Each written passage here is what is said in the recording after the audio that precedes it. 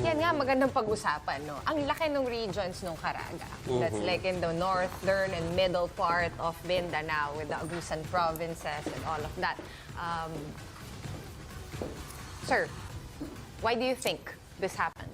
Well, yung 2016, malinaw na si Marcos at saka Duterte hindi pa magkaalyado. No? Nung after 2016 ay naging magkaalyado na sila. Until sa kasalukuyan na mismo yung anak ni Presidente Duterte ay naging Vice President at yung lahat ng partido supporting him ay sumuporta kay Bongbong. At So in lahat ng- layman's terms, yung hatak ni Duterte, Yes.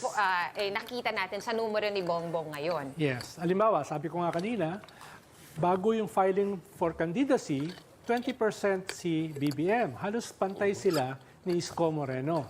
Si Sara ay 29%.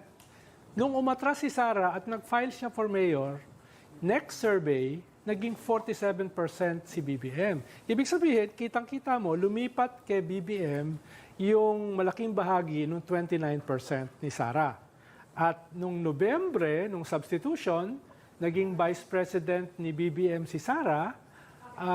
The next survey after that, December, more than 60% na si BBM. No? Kaya makikita mo, it was the Duterte factor na talagang tumulak sa kanya na umangat. No? Yun yung wala nung 2016.